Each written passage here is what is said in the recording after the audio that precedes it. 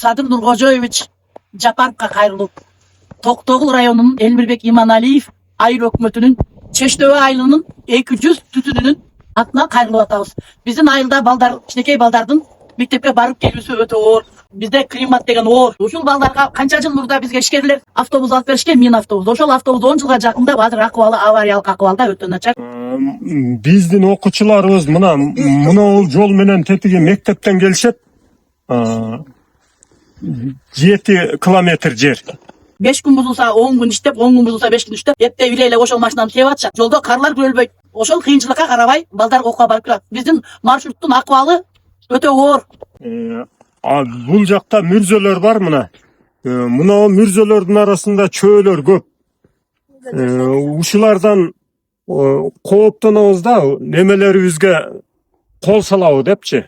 Караңгыда келип, караңгыда кетишет. Мына жолдорубуз күрөлбөй, кече жакында эле күрөлдү. Авариялык акыбалда. Сизден суранычыбыз, жаңы жылда жаш балдарыбызды кубантып, элибизди кубантып, ушул балдарга бир машина, автобус подарка кылып беришиңизди өтүнөбүз. Урматтуу Садыр Нуркожоевич, биз ушул жерде 200дөн ашык окуучуларыбыз бар. 160 түтүн эл жашайбыз. Окуучуларыбыздын мектепке барып келүүгө автобусубуздун акыбалы начар абдан. 2 күндүн биринде бузулуп атат. Сизден сураныч, бизге жаңы ушул окуучуларыбызга, келечек ээлерибизге жаңы автобус алып берүүңүздү суранабыз. Мына мүрзөдөн ылдый айылыбыз бар. Ал жакта дагы бир 40 түтүндөй айылыбыз жашайт.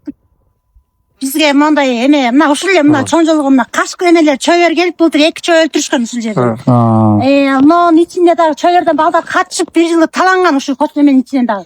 Бу жерде коёндор бар, кашкыр бар, чөйлөр бар, ошон чөйлөр ушунун ичине эмеге келишет да, тиги коёндор жеңге.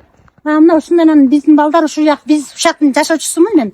Так ошо майыптардын так түйүнөн жолу кеткен, жол салынган бизге. Ошол жол менен биздин балдар өтөт, так майыптын жанынан өтүшөт. Биздин балдар караңгыда 8-9дарда өтөт, түштөн кийинки келгендер. Жөө келген күндөрү. Балдарды мурда чоңдордун ишин тосуп алчубуз. Азыр маршрутка катпаганда тосуп алабыз, ушул жака чейин келебиз. Канча ден үй тапкан жол, тосуп албаган күндөрү маршрутка барат, Кудайга шүгүр.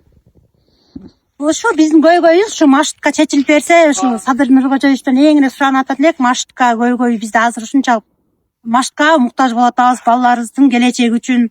Ошол жерде бир кашкырларга, чөйлөргө балдарыбыз таланбаса экен деген жакшы үмүт менен ошо биз тарбиялаган, биз караган балдар эми ушу Кыргызстандын бир жакшы бир келечеги болуп калат деген үмүт менен ушу сизден суранып жатабыз. Бизге жаңы маршрутканы Суранабыз. Жылда балдарыбыз